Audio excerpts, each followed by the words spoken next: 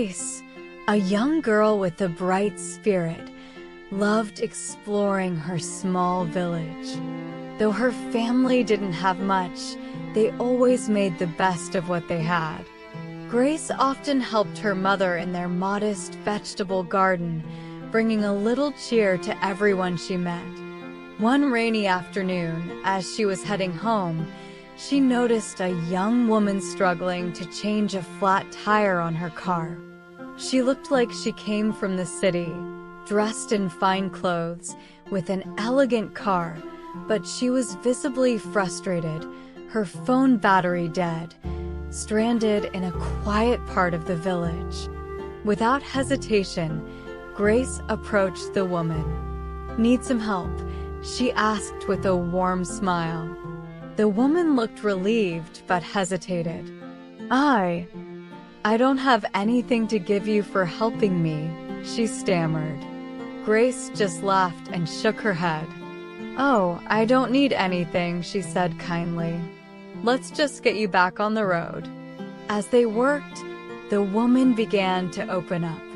She told Grace about her busy life, her success, and her constant travel. But as she spoke, she grew quiet. "You know," she said finally, "for all that I have, I don't think I've ever stopped to help someone the way you're helping me." Grace shrugged, brushing mud off her hands. "Sometimes it's not about what we have, but what we're willing to give." The woman's expression softened. She looked at Grace with a newfound respect, realizing that kindness isn't measured by wealth or status, it's measured by heart. When the tire was finally changed, the woman thanked Grace again. And though they went their separate ways, Grace had left her a gift, a reminder that true generosity often comes from those with the least to give, but the most to offer.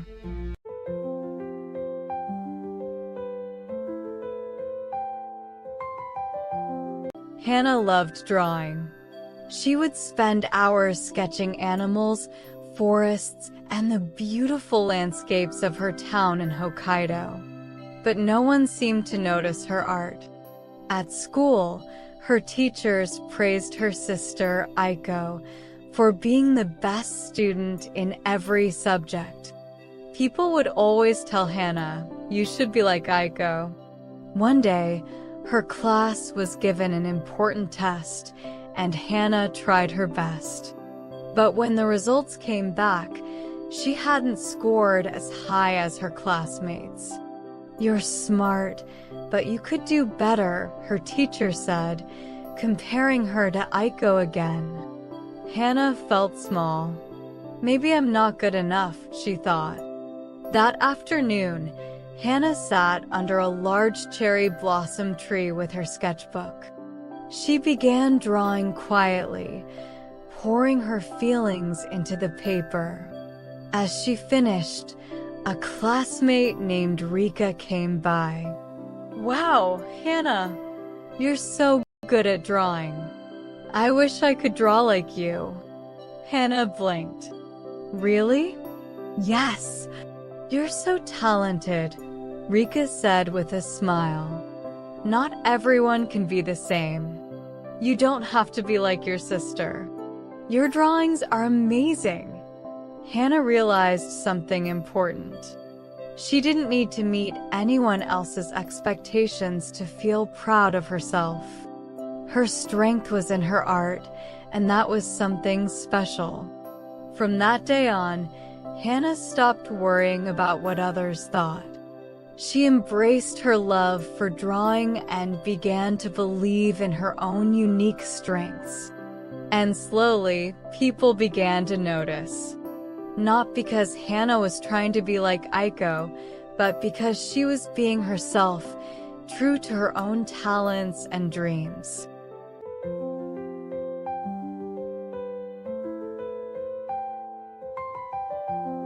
Henry, a lively and curious 10-year-old boy, had always been drawn to the mysterious forest near his village. Every day, He looked out his window and imagined what wonders might be hidden among the trees. But today felt different. It was as if the forest was calling to him, beckoning him to come explore its winding paths. With a quick goodbye to his parents and a small pack of snacks, Henry set off. The moment he stepped into the forest, he noticed something strange. The trees seemed taller, their branches stretching out like welcoming arms. The sunlight trickled through the leaves, casting shimmering patterns on the ground that sparkled with hints of silver and gold. Henry couldn't believe his eyes. Everything felt alive. As he walked deeper into the forest, he heard a faint tinkling sound, like tiny bells ringing. Curious, he followed the sound to find a small stream that wasn't there the last time he'd visited. The water was crystal clear, and on its surface danced tiny lights. As he knelt down to look closer, he realized they were little fairies, each glowing softly in colors of blue, pink, and green. "Hello, Henry," one of the fairies greeted him, her voice like a soft melody. Henry's eyes widened. "You know my name?" The fairy nodded. "You're the boy with a heart full of adventure. We've been waiting for you." With a smile, Henry continued on, following the fairies as they darted along the path. Each step he took felt magical. The forest shifted and changed as he walked, revealing secret glades filled with flowers that shimmered like stars, mushrooms that seemed to whisper to each other, and vines that curled and waved as if waving hello. At one point, Henry came across an old, twisted tree with a door carved into it. Above the door was a sign that read, "Knock if you dare." Henry hesitated, feeling a mix of excitement and nervousness, but curiosity won out. He knocked 3 times, and the door creaked open, revealing a cozy little room with shelves of books, tiny lanterns, and a warm, inviting chair by a fireplace. A wise old owl sat on the chair, peering at Henry through round spectacles. "Ah, Henry, the boy who travels for the journey, not the end," said the owl, nodding approvingly. "Sit with me." Henry sat down, his heart racing with excitement. "What do you mean?" he asked. "Every step you take, every moment you pause to look around, these are the true treasures," the owl explained. "Life's most precious moments aren't at the end of the path, they're scattered along the way. Remember this, and you'll find magic everywhere." Feeling inspired, Henry left the owl's cozy home and continued his journey. Along the way, he encountered more magical creatures, foxes that could talk, trees that sang in the wind, and glowing butterflies that fluttered around him like stars. He even found a stone that, when he picked it up, showed him visions of ancient travelers who had walked these paths before him, their laughter and footsteps woven into the forest. At last, as the sun began to set, Henry arrived at a shimmering pond that seemed to glow with a soft, blue light. The fairies gathered around him, and the wise owl appeared once more, this time perched on a branch. "Remember, Henry," the owl said gently, "the road was made for journeys, not destinations. What you find along the way matters more than where you end up." Henry nodded, understanding more deeply than ever. Sitting by the pond, he watched the colors of the sunset reflect on the water, feeling a quiet happiness fill his heart. This journey, with all its magic and surprises, was a gift he would never forget. When he finally made his way home under a sky full of stars, he knew he'd carry the magic of that journey with him forever, eager for the next adventure that awaited.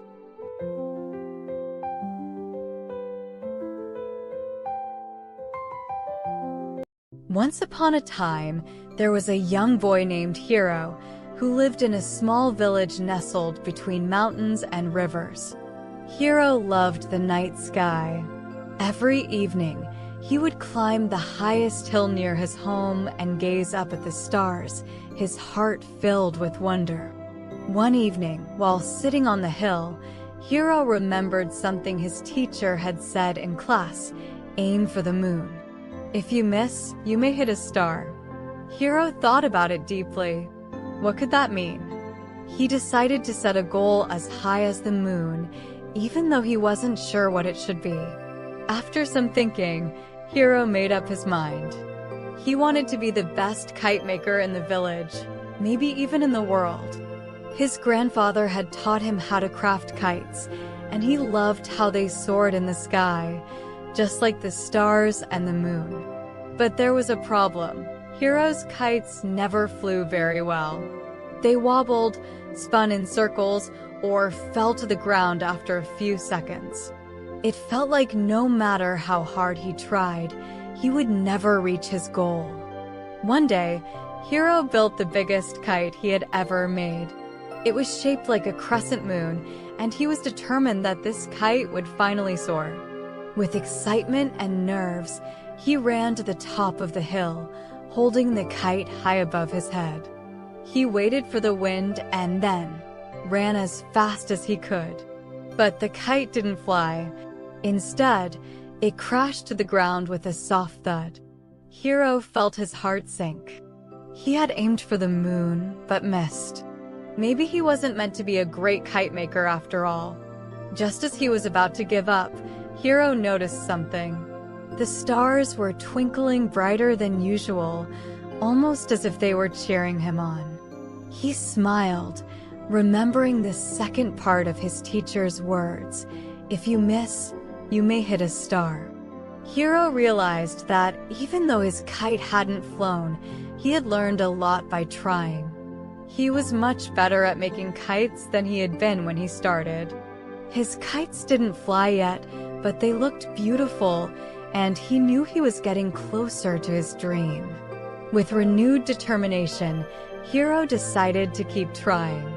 Night after night, he made new kites, each one a little better than the last.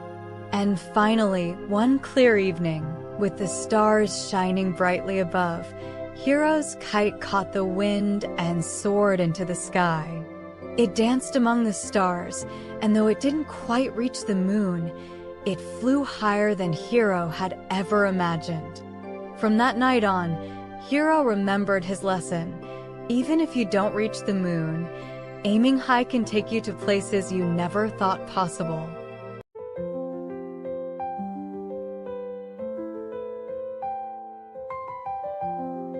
Isaac was a spirited 12-year-old boy with a love for soccer.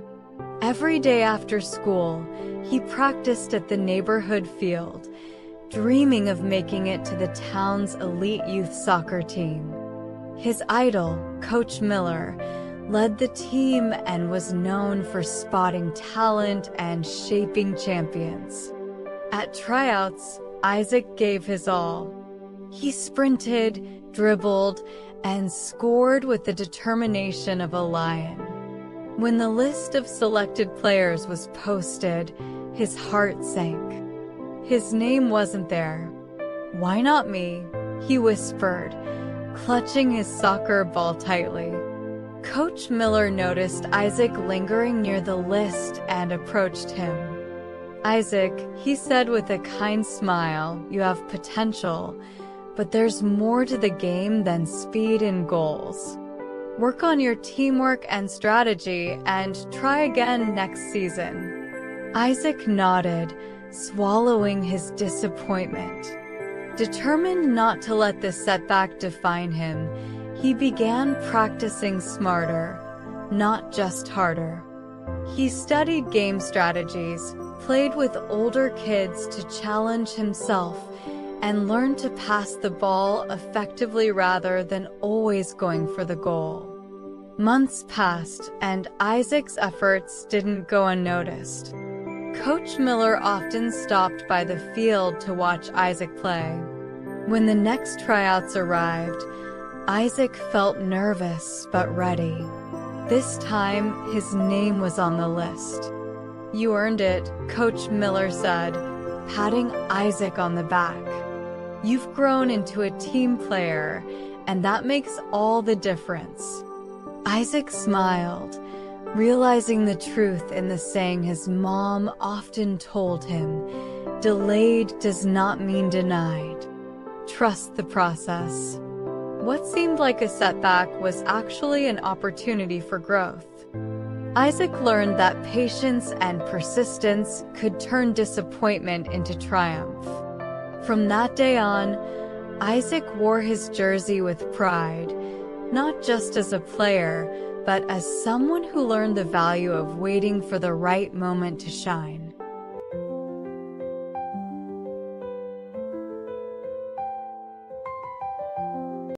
Jake, an 11-year-old American boy with tousled brown hair and freckles, always found himself in trouble at school. Whether it was forgetting his homework or getting into arguments with his friends, things seemed to go wrong. He'd often sit on the playground bench, thinking, if only I could go back and start over. One afternoon, after getting sent to the principal's office for the third time that week, Jake slumped down at the kitchen table. His mom noticed and sat beside him. "Rough day?" she asked gently. Jake nodded. "I just wish I could go back and do everything differently." His mom smiled kindly. "Jake, nobody can go back and start a new beginning, but anyone can start today and make a new ending." Jake frowned. "What does that mean?" "It means that while you can't change what's already happened, you have the power to choose what happens next. You can decide right now to make things better moving forward." That idea stuck with Jake. He realized that while he couldn't undo the mistakes he'd made, he could decide to change his future.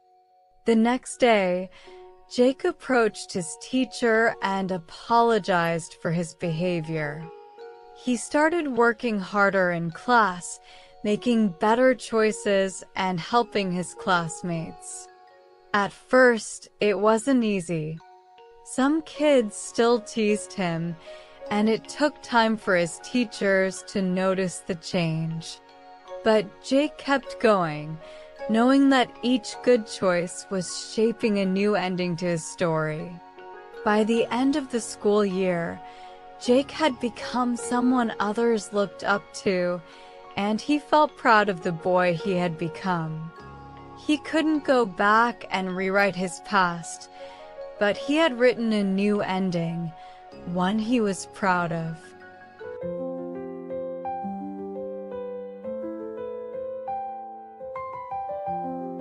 James, an adventurous 8-year-old boy with messy gray hair and sparkling blue eyes, lived in a quiet village surrounded by a vast forest.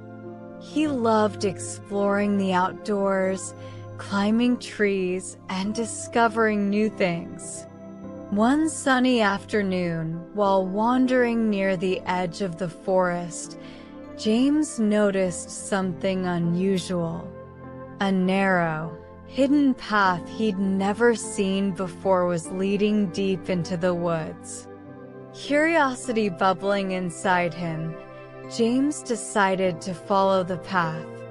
He tiptoed over crunchy leaves, listening to the soft rustle of the wind through the trees. The deeper he went, the more magical the forest seemed. The sunlight filtered through the branches, casting golden beams on the ground, and strange flowers in every color imaginable lined the path. Suddenly, James came across a large, ancient tree. Its twisted branches were covered in moss, and at its base was a small door carved into the trunk. Hesitant but excited, James knocked on the door. To his surprise, it creaked open by itself. Inside, he found a cozy little room filled with books, tiny furniture, and glowing lanterns. On a wooden table was a note. It read, "To the bravest explorer who follows their heart, the forest has chosen you." James smiled wide. He realized the forest wasn't just a place for adventure, but it had chosen him to be its protector. From that day on, James visited the magical forest often, discovering more wonders and learning about the secrets of nature. And every time he returned, he felt braver, knowing the forest was a place where his courage could grow.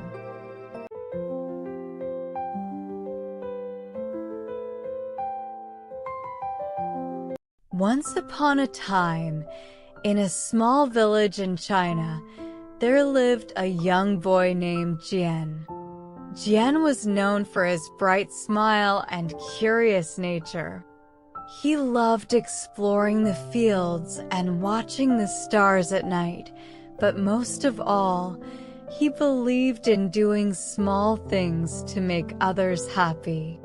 One chilly morning, while walking to school, Jian noticed an elderly man struggling to carry a heavy basket of vegetables. Without thinking twice, Jian ran over and said, "Let me help you." The old man smiled warmly, and together they carried the basket all the way to the market. As Jian continued on his way, he passed by his friend Mei, who was upset because her favorite kite had gotten stuck in a tree. "Don't worry, Mei, I'll get it for you," Jian said with confidence. He climbed the tree carefully, grabbed the kite, and handed it back to her. Mei's frown turned into a big smile, and she thanked him. Throughout the day, Jian did many small acts of kindness.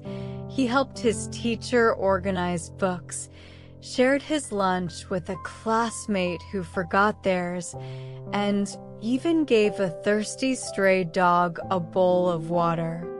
That night, as Jian gazed up at the stars, his heart felt full. Today was a good day, he thought.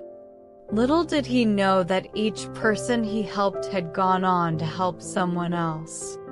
The old man shared his vegetables with neighbors, Mei helped her little brother with his homework, and even the classmate Jian shared his lunch with decided to give their extra snack to a friend.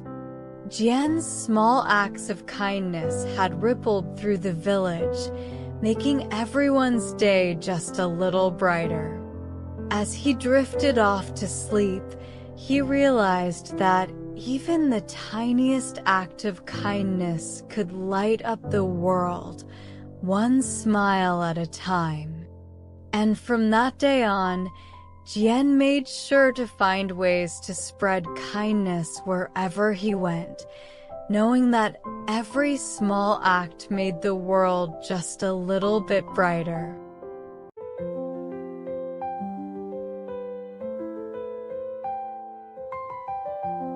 Josiah, a 12-year-old boy with curly brown hair and emerald green eyes, sat on the edge of the enchanted forest near his village. His patched shoes dangled over the sparkling brook as he clutched a crumpled letter in his hand. It was a rejection from the prestigious Academy of Mystical Arts, the place he had dreamed of attending since he was little. "I worked so hard," Josiah muttered, tears threatening to spill. His magic, though raw and untamed, was unlike anything in the village. He could coax flowers to bloom in winter and create shimmering trails of light in the dark. Yet, the Academy had deemed him not ready. As he stared at his reflection in the brook, the water rippled unnaturally. A soft, golden glow emerged, pulling Josiah's attention.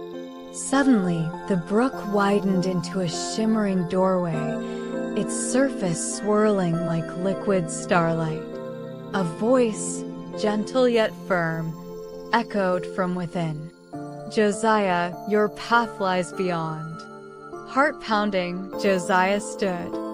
He hesitated, but remembered the countless nights he had wished for a chance to prove himself. With a deep breath, he stepped through the doorway. On the other side, Josiah found himself in a world bathed in hues of gold and silver. Towering trees with crystalline leaves stretched to the sky, and a soft melody filled the air. At the center of a glade stood a magnificent figure, a glowing stag with antlers that seemed to hold galaxies within them. "Why am I here?" Josiah asked, his voice trembling. The stag's eyes, deep pools of wisdom, gazed into his. "You grieve what you have lost, yet you do not see what awaits. Sometimes, life does not give you what you want, not because you are unworthy, but because you are meant for something greater." Josiah frowned. "But the Academy." "The Academy is not your destiny," the stag interrupted. "Your magic is not meant to be confined to books and classrooms. You are chosen to guard the balance of worlds." Before Josiah could respond, the stag lowered its head, and a beam of light enveloped him. Knowledge and power unlike anything he had known surged through him. He saw visions of himself mending the fractures between realms, protecting both the magical and mortal worlds from falling into chaos. When the light faded, Josiah stood taller, his hands glowing faintly with newfound power. He looked at the stag, understanding now. "I was so focused on what I thought I wanted that I didn't see what I was meant to become." The stag nodded. "Go, Josiah. The balance needs you." As Josiah stepped back through the shimmering doorway, he returned to the brook. The rejection letter was gone, replaced by a small medallion in his hand, inscribed with a single word, "Guardian." From that day on, Josiah no longer mourned the Academy. He embraced his unique path, knowing deep within that he was destined for so much more.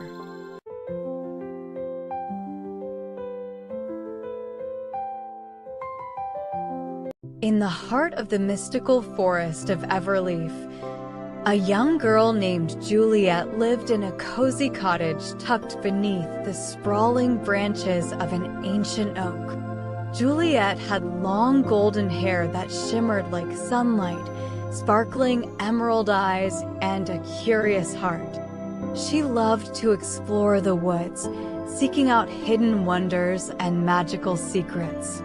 One fateful morning, as she wandered near the shimmering moonlit lake, Juliet stumbled upon an ornate locket lying in the grass. Its surface was engraved with intricate patterns, and when Juliet picked it up, a faint warmth spread through her palm. She opened the locket to reveal a tiny, glowing crystal that pulsed gently, as though it were alive. Suddenly, a soft voice spoke, echoing in her mind. "You hold the locket of bonds.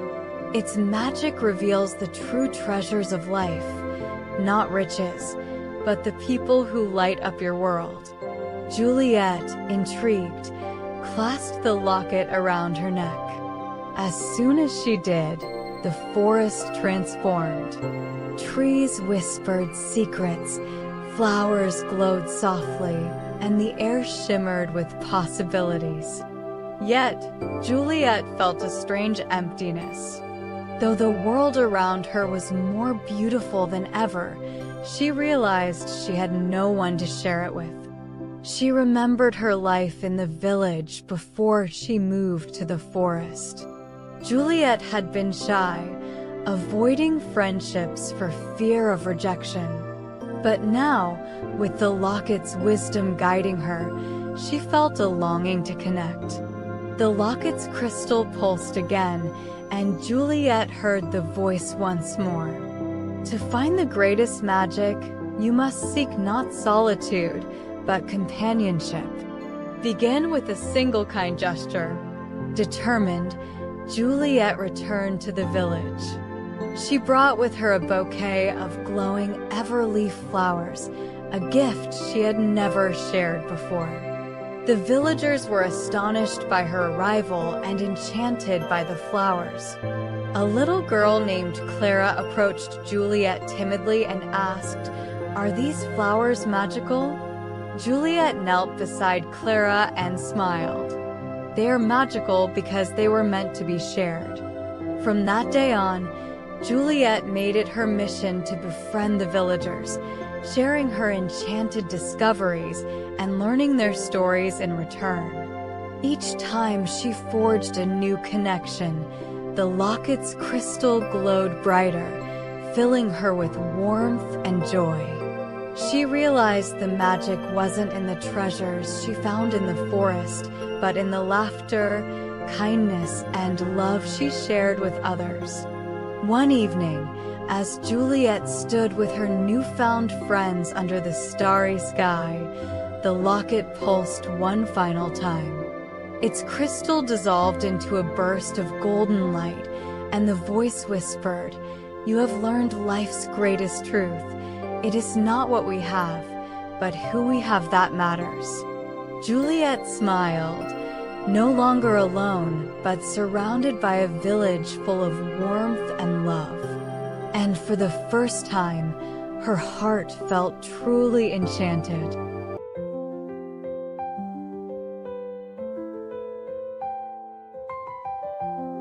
Kai, a 9-year-old boy with bright eyes and a gentle smile, lived in a small village near the mountains.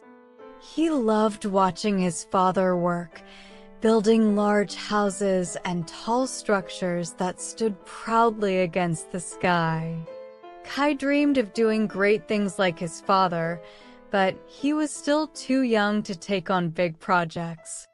One day, Kai's school announced a community project to clean up the local park.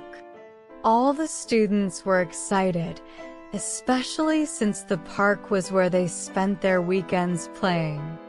Kai thought to himself, "This is my chance to do something big."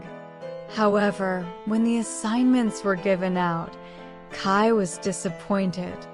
He was tasked with picking up litter, while others got to plant trees or repaint the playground. It seemed so small compared to the bigger jobs. As he walked around with a trash bag, he muttered, "How can this possibly make a difference?" But as Kai bent down to pick up a wrapper, he noticed something. With every piece of trash he collected, the park looked a little cleaner, a little brighter. A butterfly landed on a nearby flower, and he realized that even these tiny acts of care were making the park a better place for everyone. Kai's teacher, Mrs. Lin, saw him working diligently. She smiled and said, "Kai, do you know the saying, if you cannot do great things, do small things in a great way? Every little thing you do with care and heart makes a big difference." Kai thought about her words. He realized that even if he wasn't planting trees or painting, his small actions mattered. By the end of the day, the park looked beautiful, and Kai felt proud of the small but important job he had done. As he left, Mrs. Lin patted his shoulder and said, "You see, Kai, greatness isn't always in doing big things. Sometimes It's in doing the small things with great love. Kai nodded, a bright smile spreading across his face. From that day on, whether he was helping his friends or completing his homework, Kai remembered to do every small thing with his whole heart. And that made him feel great.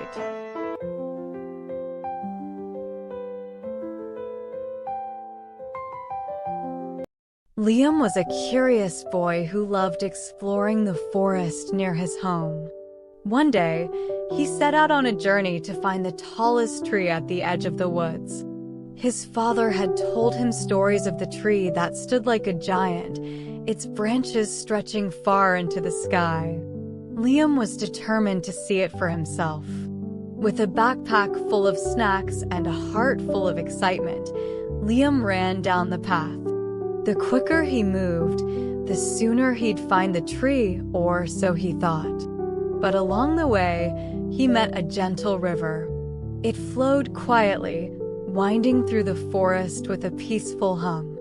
Liam stopped by the riverbank and shouted, "Why are you so slow? I have a goal to reach, and you're just wasting time." The river seemed to whisper back, "Rivers know this. There is no hurry. We shall get there someday." Liam frowned. He didn't understand. "But if I don't rush, I'll never reach the tree."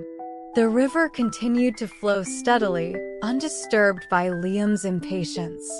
Its waters moved at their own pace, curving around rocks, gliding past the tall grass and reflecting the blue sky. Despite its slow pace, the river was always moving forward. Liam sat down by the river and watched. As he observed, he noticed something incredible. The river never stopped. It never rushed or stumbled. It just flowed calm, steady, and sure. And slowly, it carved its way through the forest, never losing its path. Suddenly, Liam felt at peace. He realized that just like the river, he didn't need to hurry. His journey would take time, but that was okay. The river taught him that it wasn't about how fast he reached his destination, but how he enjoyed the journey along the way. With a smile, Liam stood up and followed the river's example. He walked calmly, noticing the beauty of the trees, the songs of the birds, and the cool breeze on his face. And sure enough, in time, he found the tallest tree standing proudly at the edge of the forest. Liam touched its rough bark and looked up at its branches stretching toward the sky. He realized that the journey was just as important as the destination, and sometimes, taking things slow is the best way to enjoy it. The river's voice echoed in his heart, "We shall get there someday." And Liam knew that was true.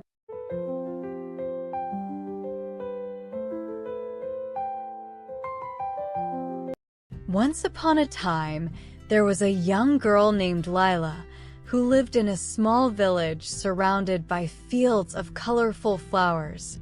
Lila loved playing outside every day, running through the meadows and listening to the birds sing. The sun always seemed to shine in her world, and everything felt perfect. But one day, something changed. Dark clouds gathered in the sky, and a heavy storm rolled into the village.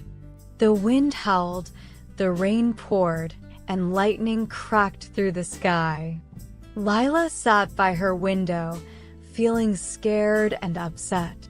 "Why does it have to storm?" she whispered, wrapping her arms around herself. "I can't go outside, and everything is ruined."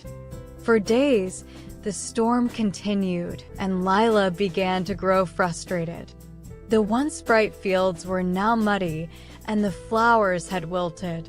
She missed the sunshine and her peaceful village.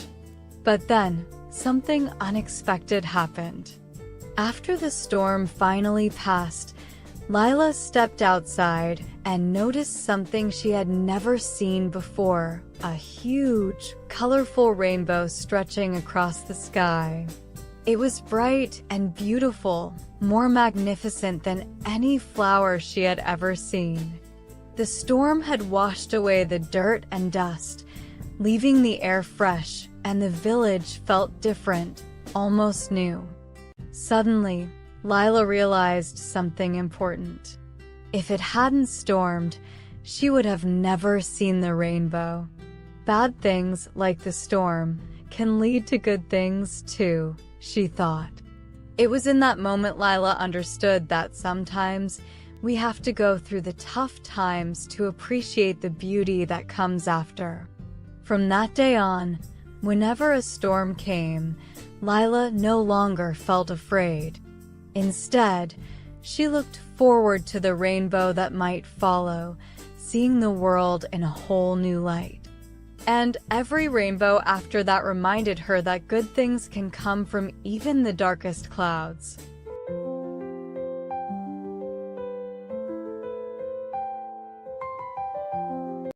One sunny morning, Luna, a curious 6-year-old girl, was exploring her grandmother's attic. Her big, bright eyes lit up when an old, dusty map tucked inside a wooden chest. The Rainbow Garden, it read. Legend said that this magical place granted wishes to anyone with a kind heart. Luna couldn't resist the adventure and decided to follow the map. With the map in hand, Luna set off on her journey. As she walked through the enchanted meadow, she met a wise old owl named Oliver. His feathers shimmered in the sunlight, and he spoke in a soft voice. "I know where the Rainbow Garden is," Oliver said, fluttering down beside her. "I'll guide you, but there are challenges ahead." Together, they crossed the Giggle River, where the water splashed and tickled their toes, making them laugh all the way. Then, they met the grumpy gnome, who blocked their path in the shimmering forest. He refused to let them pass unless they solved his tricky riddle. Luna thought hard, and with Oliver's help, she answered correctly. The gnome, surprised and impressed, let them continue. Finally, after their fun but tiring journey, Luna and Oliver arrived at the Rainbow Garden. It was more beautiful than Luna could have imagined. Flowers in every color of the rainbow bloomed, butterflies danced in the air, and a sparkling fountain stood in the middle. This was the Rainbow Fountain, the place where wishes were granted. Luna stared at the fountain, her heart pounding with excitement. She could wish for anything: new toys, candy, or even more adventures. But as she thought, she remembered how happy she felt having Oliver with her on this journey. She thought of children who might feel lonely without friends to share their fun. Luna smiled and closed her eyes. "I wish that every child in the world always has a friend to play with and never feels alone." The rainbow fountain glowed with bright colors, and a warm light surrounded Luna. Her wish had been granted. She felt a deep happiness, knowing that her wish would bring joy to many children. On the way home, Luna turned to Oliver. "You know, helping others feels like magic too," she said with a grin. Oliver nodded.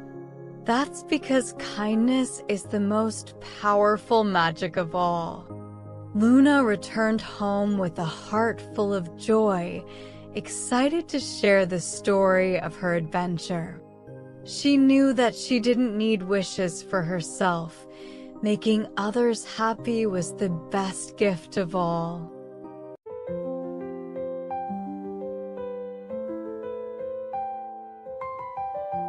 Once upon a time, in a quiet little town nestled by a white, sandy, and crystal-clear ocean, Manuel was a happy little boy with big, curious eyes that sparkled like the sun on the water. He lived on a beautiful wooden houseboat with his loving family, his father, who was a fisherman, his mother, who loved to cook delicious meals from the sea, and his little sister, Lily, who was always giggling and playing. Their home floated on the gentle waves of the sea, surrounded by endless blue water and the occasional call of seagulls. Manuel's family had a special love for the sea. Their wooden houseboat was a cozy place filled with colorful lanterns, soft bamboo mats, and a small shrine where they offered thanks for the blessings of the ocean. Every morning, the scent of salty air mixed with the sweet aroma of freshly cooked rice and fish, making their houseboat feel like the most wonderful place in the world. Manuel had two best friends who were always by his side: Colleen, a mischievous cat with fur as orange as the sunset, and Oxley, a gentle white Siberian dog with a heart as big as the ocean. Together, they were the perfect team for exploring the sea. One bright morning, as the sun peeked over the horizon, Manuel woke up with excitement bubbling in his chest.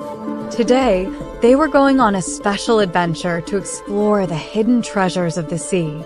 He quickly dressed in his favorite blue shirt and ran outside to the deck, where his father was already preparing the boat for the journey. "Good morning, Manuel. Ready for today's adventure?" his father asked with a warm smile. "Yes, Papa. I can't wait to see what we'll find," Manuel replied, his eyes wide with anticipation. Colleen the cat was perched on the edge of the boat, swishing her tail lazily, while Oxley the dog wagged his fluffy tail, eager to start the day.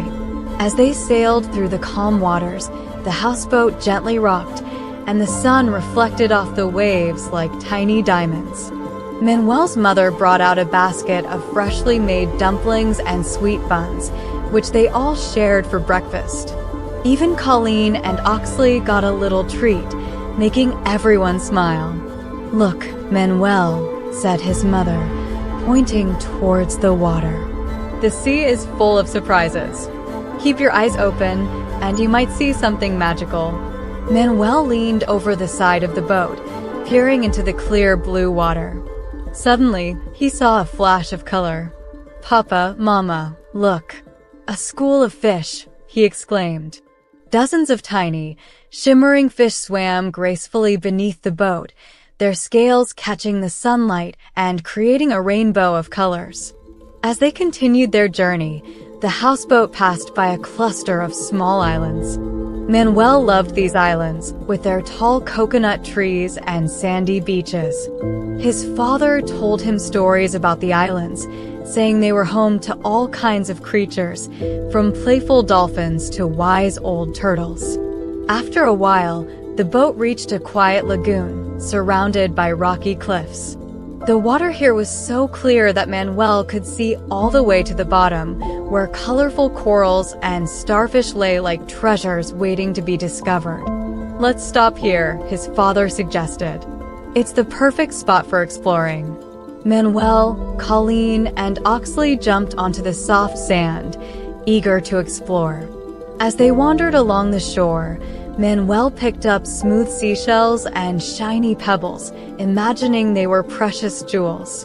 Colleen chased after tiny crabs, her eyes wide with excitement, while Oxley ran through the shallow water, barking happily at the gentle waves. But the best part of the adventure was when Manuel discovered a hidden cave at the edge of the lagoon. The entrance was small, just big enough for him to crawl through. With a little encouragement from Oxley, Manuel squeezed inside, feeling a thrill of excitement.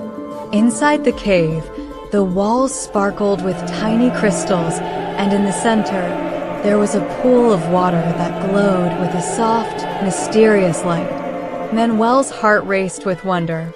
"It's like a secret treasure," he whispered to himself. He quickly crawled back out to show his family the amazing discovery. They all gathered around the cave entrance, amazed at what Manuel had found. "This is a special place, Manuel," his father said with pride. "You found a hidden gem of the sea." As the sun began to set, casting golden rays over the water, Manuel and his family returned to the houseboat, their hearts full of joy and adventure. They sailed back home, the boat gently rocking as the sky turned from blue to deep orange. That night, as Manuel lay in his cozy bed, listening to the sound of the waves, he felt so grateful for the day's adventure. He knew that the sea held many more secrets, and he couldn't wait to explore them all with his family, Colleen, and Oxley by his side. And so, with a smile on his face and dreams of the sea in his heart, Manuel drifted off to sleep, ready for the next adventure that awaited him on the endless, magical ocean.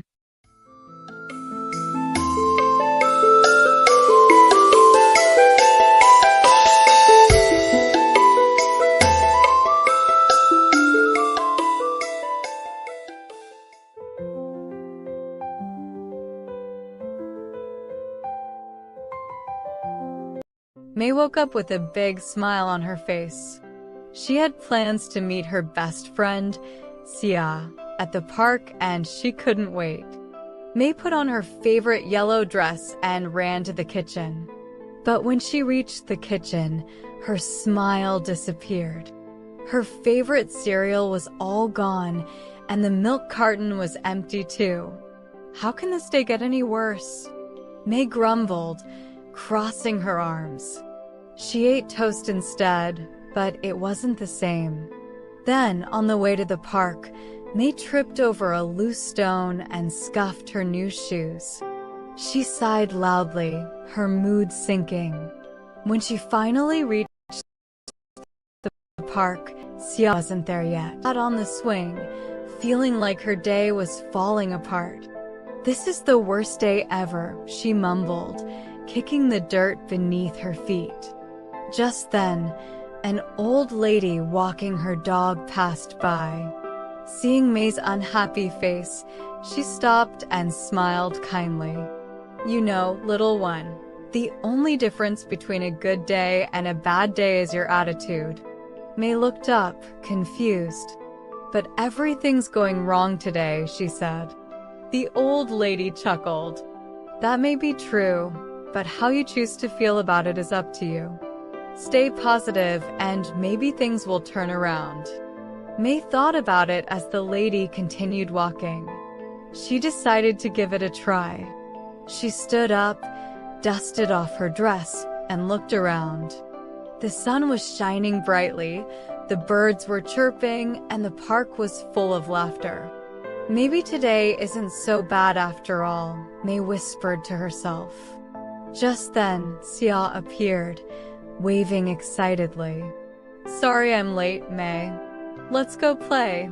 May smiled, feeling her earlier frustration melt away. They ran to the playground and had the best time on the swings, climbing trees, and playing games. As they laughed together, May realized that the old lady was right. Her day wasn't bad. It was all about how she chose to see it.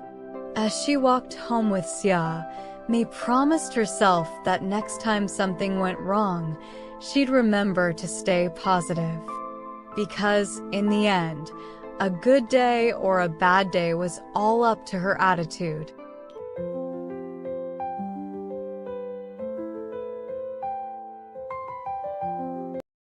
In a faraway land, beyond the highest mountains and the deepest oceans, there was a magical forest called the Forest of Uniqueness. It was a place where every tree, flower, and creature was one of a kind. The leaves on the trees shimmered with colors that no one had ever seen before, and the flowers sang songs that danced on the wind.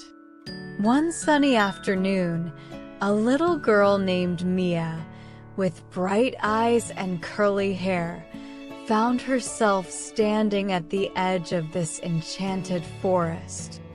Mia had always felt a little different from the other kids at school.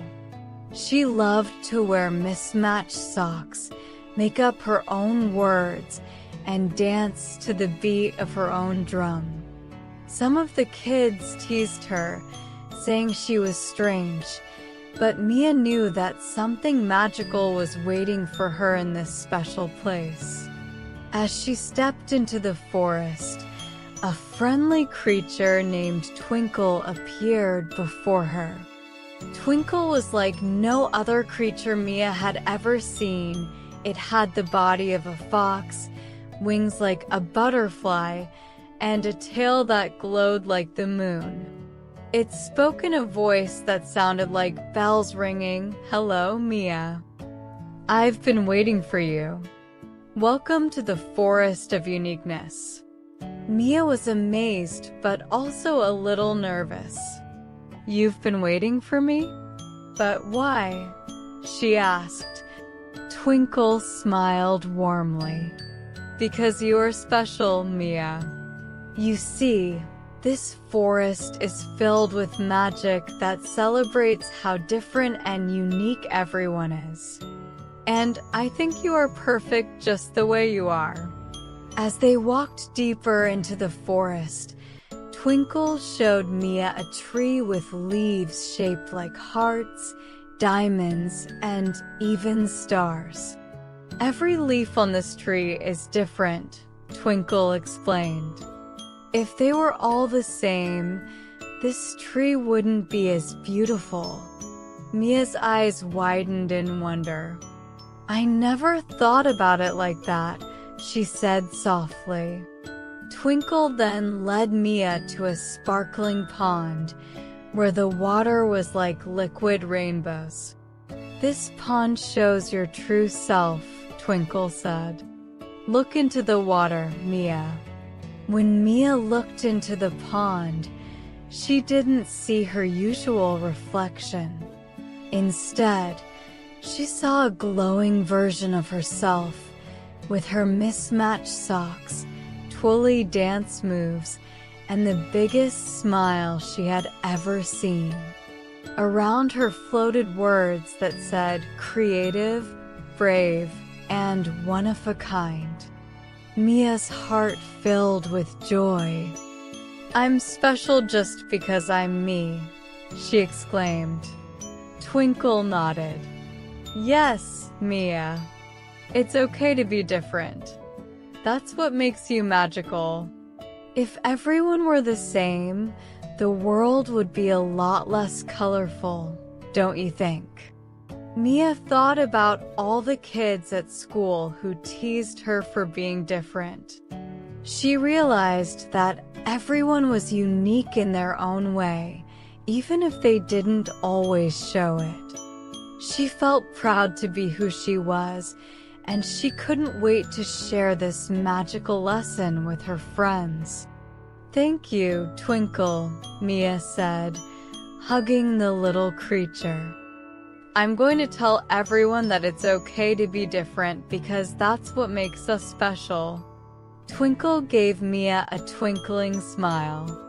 "Remember, Mia, the magic is already inside you. Just be yourself and you'll always shine the brightest."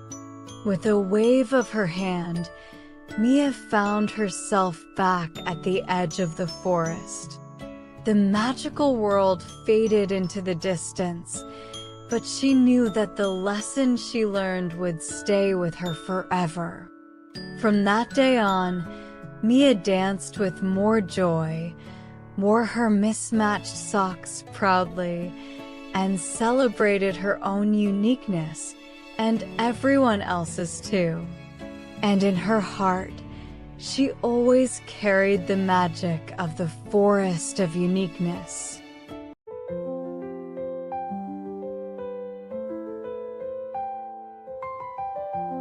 Once upon a time, there was a little girl named Mina who lived in a small village.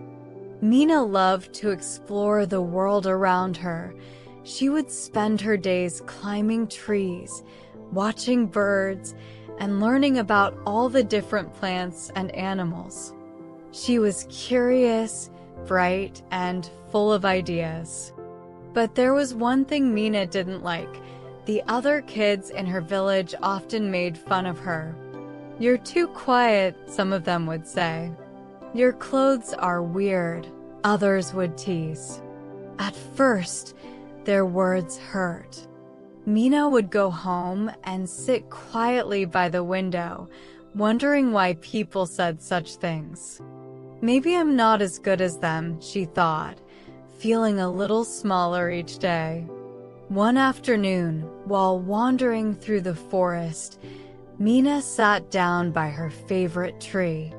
She stared at the colorful flowers and the soft breeze playing with the leaves, trying to clear her mind.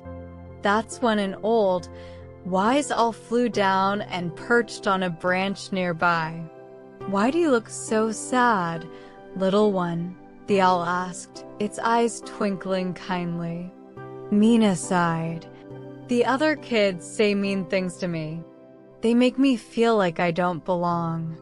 The owl hooted softly. "No one can make you feel inferior without your consent." Mina looked up, confused. "What does that mean?" The owl fluffed its feathers and explained, "You see, their words are like arrows, but only if you let them hit your heart. You have the power to choose whether to believe what they say. They cannot make you feel bad unless you allow their words to take root in your mind." Mina thought about this for a moment. "So, even if they say mean things, I don't have to feel bad about it?" "Exactly," the owl replied. "You are the one who decides how you feel about yourself. Remember, you are as bright and special as the flowers that bloom without asking for anyone's approval." From that day on, Mina stopped letting the other kids' words bother her. Whenever they said something unkind, she would remind herself of what the wise owl had said. Slowly, the hurtful words lost their power. Mina knew she was valuable, no matter what anyone else thought. And with that newfound confidence, she continued to explore the world, happier than ever before.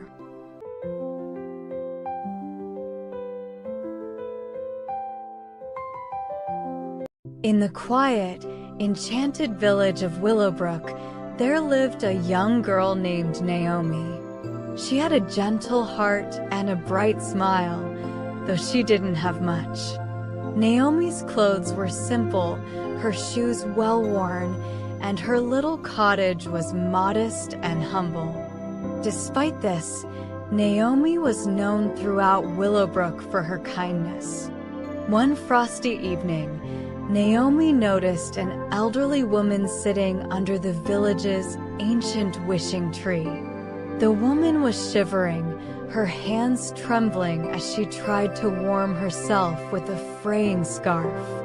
Naomi's heart ached to see the woman cold and alone, and she felt a familiar pang. She, too, had often felt the bitter bite of cold. Without hesitation, Naomi approached the woman, gently wrapping her own scarf around her shoulders. "Here, this will keep you warm," she whispered with a warm smile. The woman looked up, her eyes sparkling with an odd, otherworldly light, and Naomi sensed there was something special about her. "Thank you, dear child," the woman said with a grateful smile. "But why do you give when you have so little?" Naomi thought for a moment and answered, "I give not because I have much, but because I know what it's like to have nothing." A knowing gleam sparkled in the woman's eyes, and she nodded. "Naomi, your heart is pure. For your kindness, I grant you a gift, a magical one." The woman raised her hand, and Naomi felt a gentle warmth fill her. Then, the woman spoke words in a soft, melodic voice. "From now on, Whatever you give with love will return to you tenfold. Before Naomi could speak, the woman disappeared in a shimmer of golden light, leaving behind a small, enchanted snowflake that melted on Naomi's hand, filling her with a sense of wonder. The next day, Naomi decided to test the magic. She took the last of her bread and gave it to a hungry child. As she walked back home, she found not only fresh bread at her doorstep, but also a basket filled with fruits, cheeses, and pastries.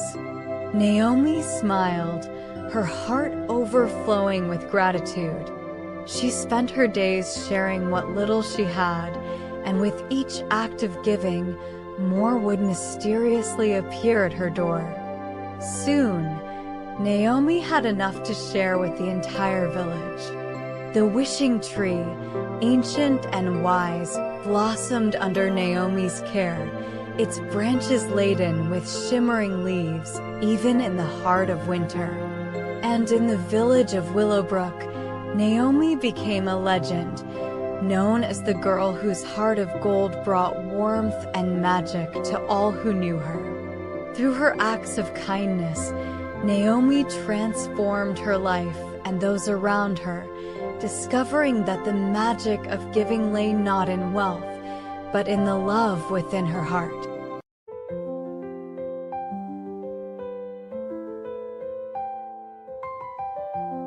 Once upon a time, there was a boy named Noah who lived in a small village surrounded by tall trees, rolling hills, and a sparkling river. Noah was a kind boy who loved to explore the world around him. He enjoyed watching birds fly, skipping rocks on the river, and playing with his friends. But sometimes, Noah felt small and unimportant.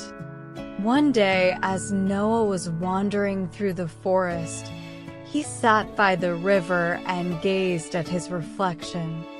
"Why do I matter?" he wondered aloud. "I'm just one small boy in this big, wide world." Just then, a gentle voice called out, "You matter more than you know, Noah."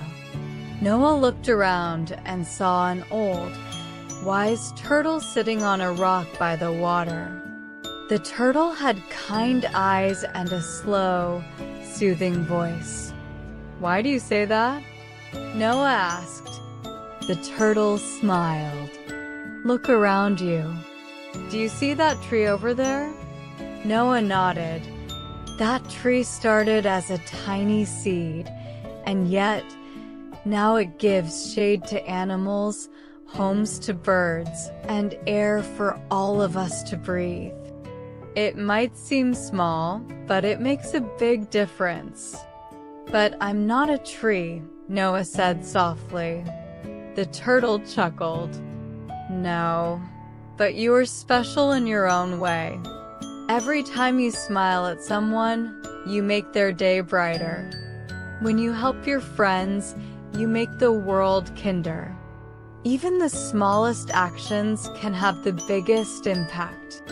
You don't need to be the tallest or the loudest to matter." Noah thought about it for a moment. He remembered how he had helped his friend Max build a treehouse, how he always shared his toys, and how he made his parents laugh with his funny jokes. He had never realized before how much those little things meant. But what if I mess up or feel scared sometimes? Noah asked. The turtle's eyes twinkled. "That's okay, Noah. Everyone makes mistakes or feels unsure, but that doesn't make you any less important. What matters is that you try and that you care. Your heart is what makes you special." Noah smiled as he listened. He felt a warmth in his chest that he hadn't felt before. He realized that, even though he wasn't the biggest or strongest, He still made a difference just by being himself. As the sun began to set, Noah stood up. "Thank you, Mr. Turtle," he said. "I think I understand now. I matter, and so does everyone else." The turtle nodded. "That's right, Noah. You are important, and the world is better because you are in it." Noah waved goodbye and ran back home, his heart full of joy. From that day forward, whenever Noah felt small or unsure, he remembered the wise turtle's words. And he knew, deep down, that he mattered more than he ever realized.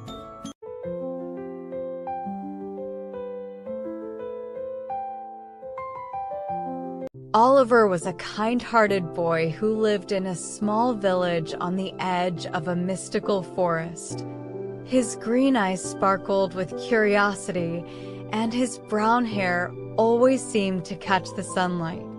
Every day, Oliver would help the people in the village, whether it was carrying water for the elders, feeding stray animals, or helping his friends with their chores.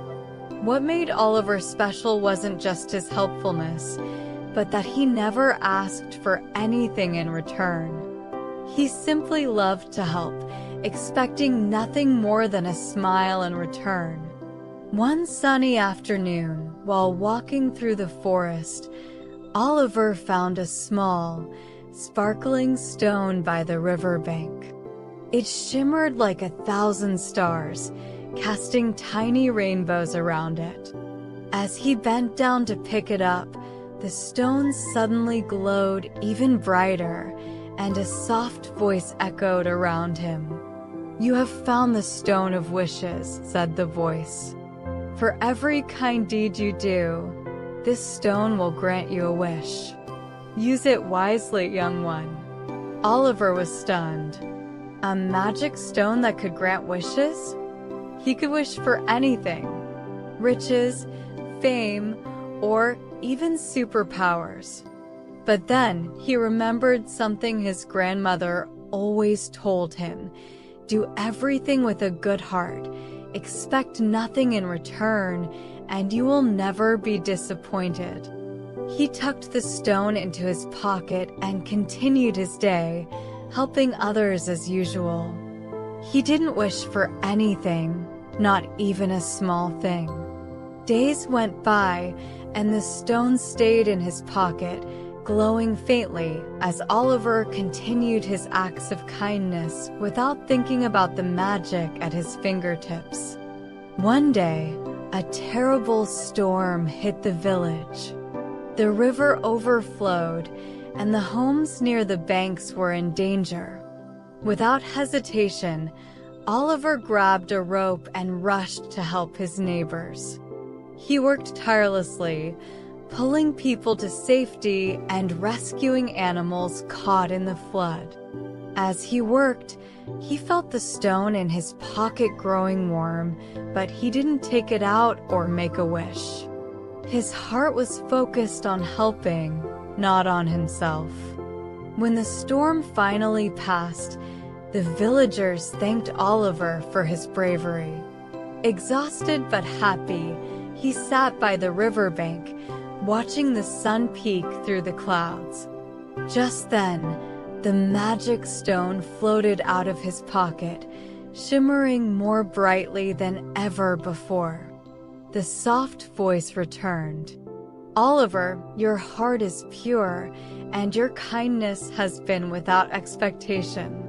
Because you have given so much, it is time for the stone to grant you its greatest magic." The stone dissolved into sparkling dust, and suddenly, the entire forest around Oliver seemed to come to life. The trees began to glow with golden light, the flowers bloomed in vibrant colors, and the river sparkled like a stream of diamonds. But the greatest surprise came when a beautiful, glowing creature appeared, a magical being with wings like a butterfly and a gentle smile. "You wished for nothing," said the creature, "but you have received the greatest gift of all, the magic of a good heart. From this day forward, you will never be disappointed because you've learned that true happiness comes from giving without expecting anything in return." Oliver smiled as he felt a warm, peaceful feeling wash over him. The magic wasn't in the stone. After all, it was inside him all along. And from that day on, Oliver continued to help others, knowing that the real magic in life came from his own kind heart.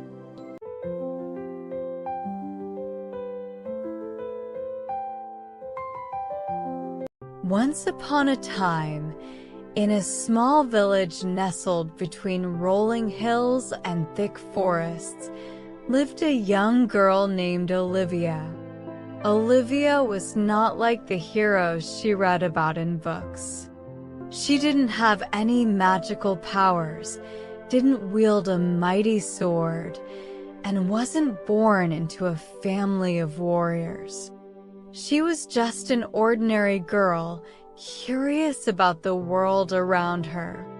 One bright morning, as Olivia wandered near the edge of the forest, she came across an old traveler resting under a tree. He had a mysterious air about him, with a long cloak and a walking stick that glowed faintly. Intrigued, Olivia approached him. "Young one," the traveler said in a gentle voice, "I have seen many great heroes in my time. Do you wish to be a hero too?" Olivia thought for a moment. "I don't know if I'm brave enough or strong enough," she admitted. "Heroes are born with special powers, right?" The traveler smiled and shook his head. "Heroes aren't born.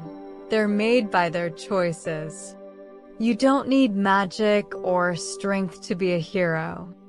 All it takes is the courage to make the right choice when the time comes." Olivia was puzzled. "What do you mean?" "Come with me," the traveler said, motioning toward the forest. "There is something I must show you." Curious but cautious, Olivia followed him into the forest. They soon came to a clearing where a mighty tree stood in the center. At its roots was a small, sparkling stone that seemed to pulse with life. "This stone is called the heart of the forest," the traveler explained. "It protects the village from harm. But there are forces that wish to steal it for themselves." As soon as he spoke, a dark shadow loomed over the clearing. From the trees emerged a creature made of smoke and shadow, its red eyes glowing with greed. It reached for the heart of the forest, eager to claim its power. Olivia's heart raced. She wanted to run, to hide from the danger. But then she remembered the traveler's words, "Heroes are made by their choices." Taking a deep breath, Olivia stepped forward. She didn't have a sword or magic, but she had her wits. "Stop," she called out to the creature. The shadow creature paused, its eyes narrowing at the small girl standing in its way. "And what can a mere child do to stop me?" it hissed.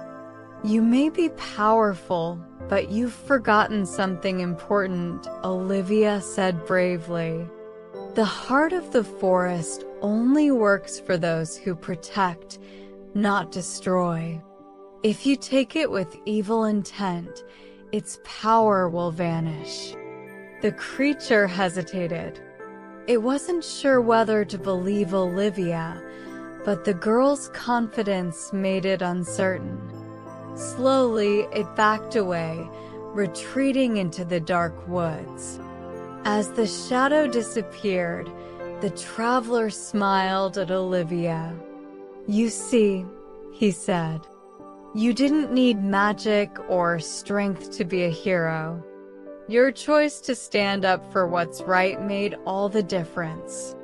From that day on, Olivia realized that being a hero wasn't about being born special. It was about the choices you make when faced with challenges. And whenever her village faced trouble, Olivia would step forward, brave and ready to make the right choice. And so, Olivia became a hero, not because of what she was born with, but because of the choices she made.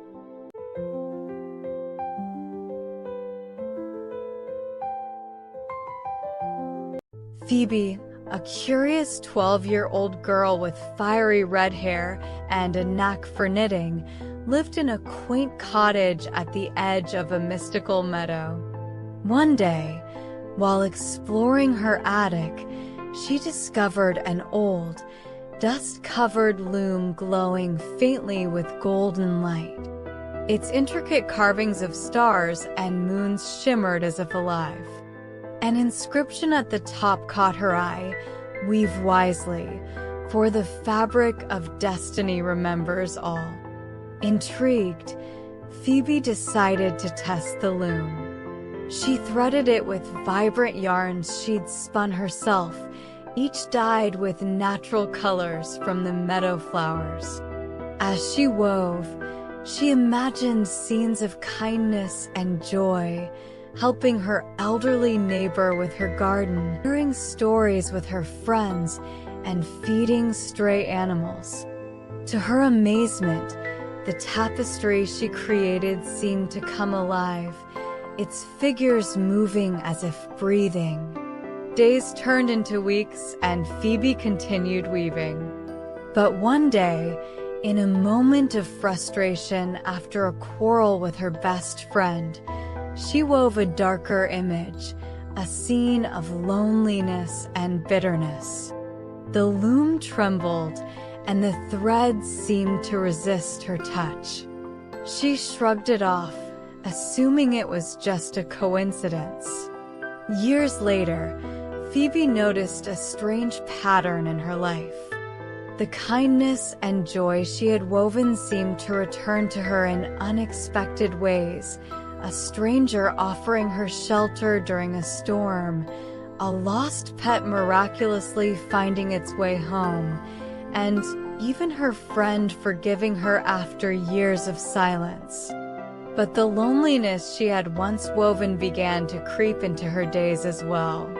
It came as moments of misunderstanding and solitude, shadowing her brightest moments.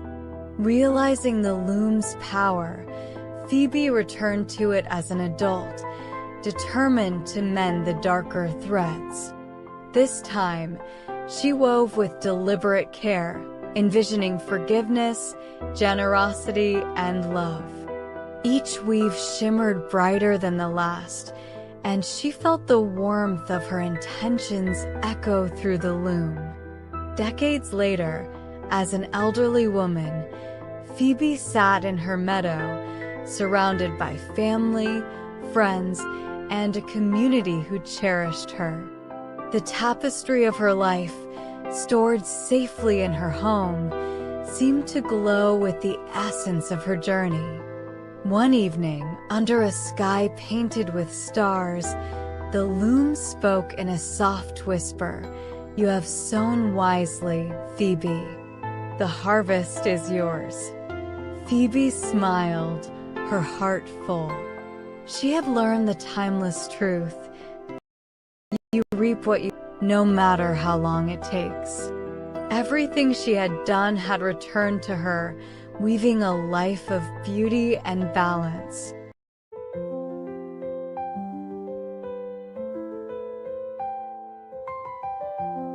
Once upon a time, in a quiet village nestled at the edge of an enchanted forest, there lived a kind-hearted girl named Scarlet. Scarlet had a special gift. She could talk to the stars.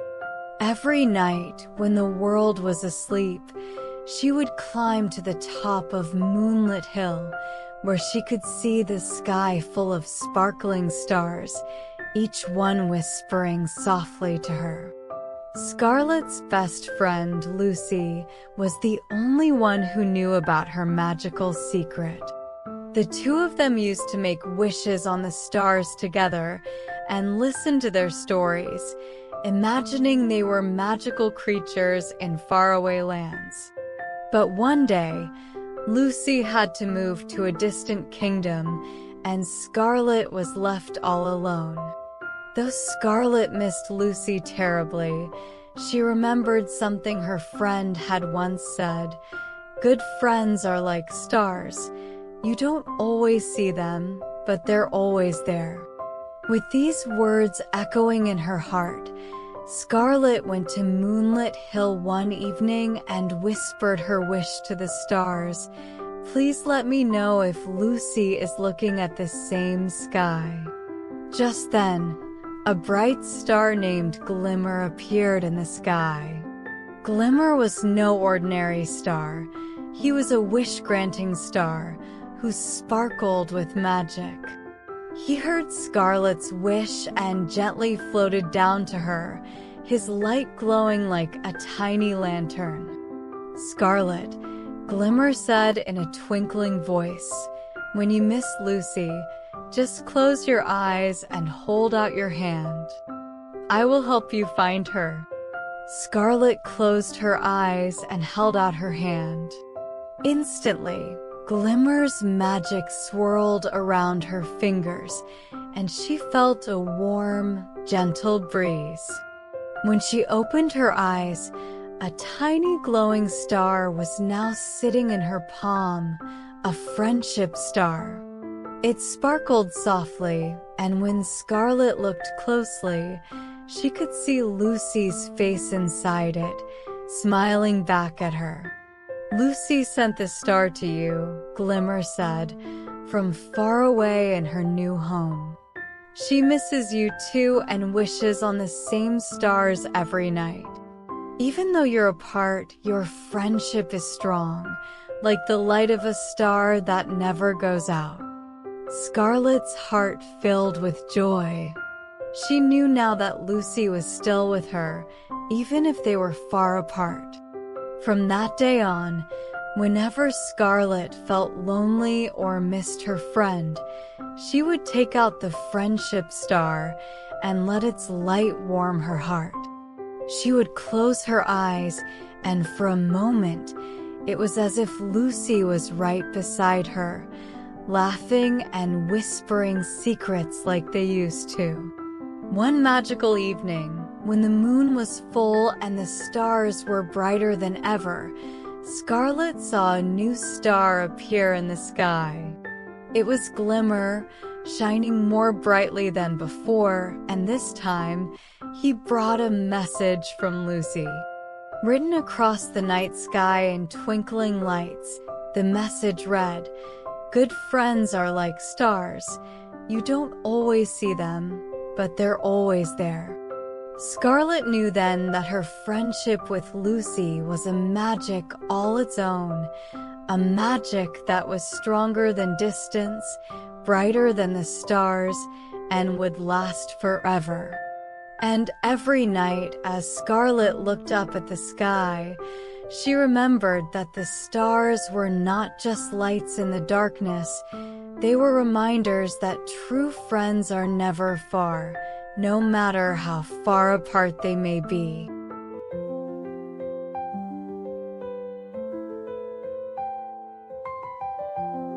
Sebastian was an 8-year-old boy living in a small, cozy village surrounded by green hills and a winding river. He had a simple life. His family wasn't rich, and they lived in a little wooden house with just the basics: a roof to keep out the rain, warm blankets, and delicious bread his mother baked every morning. Sebastian often felt sad, though. Many of his classmates had shiny toys, fancy clothes, and gadgets. All he had was his favorite wooden car, carved by his father, and a pair of well-worn sneakers. One sunny afternoon, Sebastian sat by the river, feeling gloomy. As he tossed pebbles into the water, he noticed a boy his age walking barefoot along the dirt road. The boy wore patched-up clothes, but his face carried the brightest smile Sebastian had ever seen. Curious, Sebastian called out, "Hi, what's your name?" "Hi, I'm Raphael," the boy replied, his smile widening as he walked over. Sebastian noticed that Raphael carried a bundle of sticks tied with string. "What are those for?" he asked. "These? They're for making a fire to keep my family warm tonight," Raphael said cheerfully. "We live in a tent near the forest, so we don't have a stove." Sebastian's eyes widened. "You live in a tent? Don't you ever feel sad?" Raphael shrugged and grinned. "Sometimes, but I have my family, and the stars at night are so pretty. My little sister and I make up stories about them. We laugh a lot." Sebastian was amazed. "You're happy with so little?" Raphael nodded. "Happiness isn't about having things. It's about loving what you have." That evening, Sebastian went home and hugged his parents. He looked at his wooden car, his warm bed, and his little house. Suddenly, everything seemed special. From that day on, Sebastian smiled more, feeling grateful for the little he had. And whenever he felt like complaining, he remembered Raphael's bright smile and the simple joy of seeing the stars.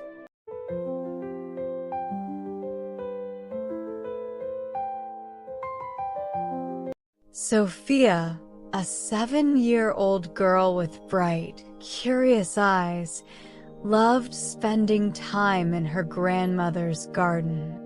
Every evening after dinner, she would go outside to watch the sunset and listen to the gentle breeze rustling the leaves. One night, as the sky darkened and the stars began to twinkle, Sophia noticed a strange glow coming from a corner of the garden she had never explored before. Drawn to the light, Sophia tiptoed over to find a single, beautiful flower standing tall under the moonlight. Its petals shimmered like silver, and its soft glow lit up the surrounding bushes. Sophia had never seen anything like it. She knelt down, her face close to the flower, and to her amazement, it began to speak. "Hello, Sophia," the flower whispered in a gentle, melodic voice.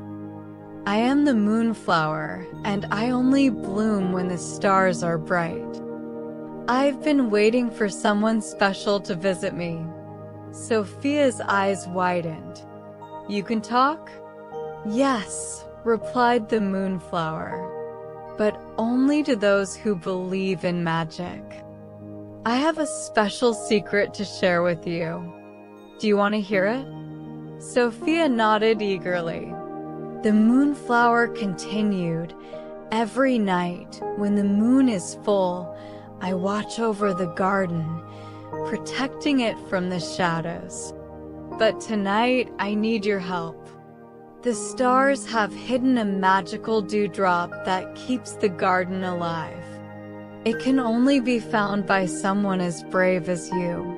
Sophia felt her heart race with excitement. "What do I need to do?"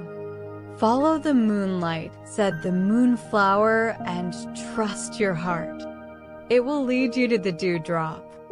Without hesitation, Sophia followed the glow of the moon. She wandered through the quiet garden, her feet guiding her down hidden paths she had never noticed before.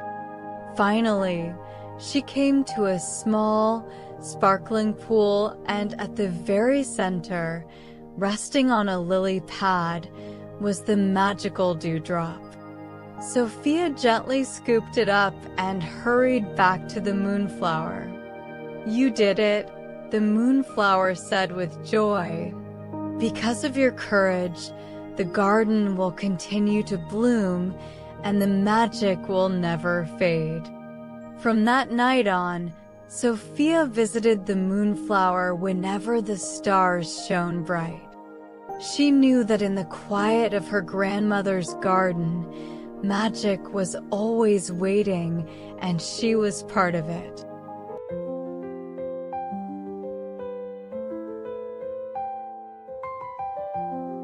Once upon a time, in a small village, there lived a determined 9-year-old girl named Sarah. Sarah had long brown hair that she liked to tie in 2 neat braids. She wore a red dress with white polka dots and her favorite pair of sneakers, which she believed made her run faster. Sarah loved running. Every afternoon, she would go to the village park to practice for the big annual race. She dreamed of winning the gold medal. But no matter how hard she trained, there was one obstacle she couldn't conquer: the last hill before the finish line. It was steep, rough, and always made her trip and fall. One day, as Sarah was practicing, she raced toward the hill with all her might. Her heart pounded in excitement, but just as she reached the top, she stumbled on a rock and fell hard to the ground. Tears filled her eyes as she sat there, feeling defeated. "Why do I always fall?" she cried. "Maybe I'm just not meant to win." But then, Sarah remembered what her mother had told her once: "If you fell down yesterday, stand up today." With those words echoing in her mind, Sarah wiped her tears, stood up, and dusted herself off. She looked at the hill and made a decision. "I will stand up today," she whispered to herself, her eyes filled with determination. The next day, Sarah returned to the park. She ran, she stumbled, she fell, but each time, she stood back up. Day after day, she practiced. With each fall, she grew stronger. And finally, one sunny afternoon, she ran up the hill without falling. She didn't just conquer the hill, she flew over it. On the day of the big race, Sarah stood at the starting line, her heart racing with excitement. She knew that no matter what happened, she wouldn't give up. When the race began, she ran faster than she ever had before. And when she reached the hill, she sprinted up without hesitation. Sarah didn't trip, she didn't fall. She crossed the finish line with a smile as bright as the sun. She didn't win the gold medal that day, but she won something even more important: the strength to stand up after every fall. And from that day on, whenever Sarah faced a challenge, she remembered: if you fell down yesterday, stand up today.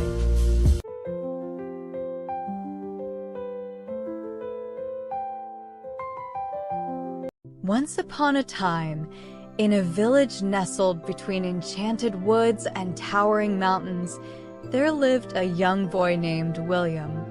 William had always been fascinated by the idea of greatness. He'd watch the bravest knights return from their quests, hear tales of wizards performing impossible feats, and listen to villagers speak of rulers who could change the course of history. William wanted to be like them. He longed for greatness, for respect, and for admiration. One morning, William found an ancient, shimmering scroll buried under the roots of an old oak tree. The scroll was written in a language he couldn't understand, but at the bottom, etched in glowing gold letters, were the words, "To change the world, change yourself first." William was puzzled. He had always believed that changing others, convincing them to see things his way, Making them behave differently was the way to greatness. Yet, here was this mysterious scroll suggesting something different. Determined to unlock the scroll's magic, William sought out the wisest being he knew, a mystical fox named Eldoraion, who lived deep in the enchanted forest. Eldoraion was said to possess knowledge that spanned millennia, and many traveled far and wide for his wisdom. When William arrived at the fox's glimmering den, the air crackled with magic. Eldoraion, his silver fur rippling like water, sat upon a mossy stone, his amber eyes studying William closely. "You seek the secret to greatness," Eldoraion said in a voice that seemed to echo through the trees. "But you misunderstand the scroll's lesson." "I don't understand," William admitted. "How can changing myself change the world?" Eldorion's tail flicked, and with a wave of his paw, the forest around them shimmered. Suddenly, William saw visions of his own life projected in the air, times when he had tried to force others to see his way, only to meet resistance. Moments when he had argued, demanded, and insisted that others change, only to end up frustrated and defeated. "You see," said Eldoraion, "attempting to change others is like trying to alter the wind. It is futile. But when you change yourself, you become the storm that can shift the winds." With another flick of Eldorion's tail, the visions changed. This time, William saw himself practicing patience, showing kindness, and approaching challenges with humility. He saw how people began to respond differently, drawn to his calmness, inspired by his actions, and influenced by his inner strength. The changes within him rippled outward, affecting the world around him without him ever demanding it. True magic, Eldoraion continued, comes not from controlling others, but from mastering yourself. When you focus on changing your own heart, mind, and actions, you become a force of nature. The world bends to those who can control themselves. William's heart swelled with understanding. The magic wasn't in manipulating others, it was in transforming who he was. As the scroll had said, greatness begins within. The boy thanked Eldoraion, his mind buzzing with new purpose. As he returned to his village, William felt different, lighter, more grounded. He didn't rush to change others anymore. Instead, he worked on his own thoughts, honing his skills and nurturing his patience. And soon, just as Eldoraion had shown him, the people around him began to change too. The village elders took notice of his wisdom. The villagers sought his counsel. And the knights who once seemed so distant began to ask him for advice. All of this came not because William had demanded it, but because he had transformed into someone worth following.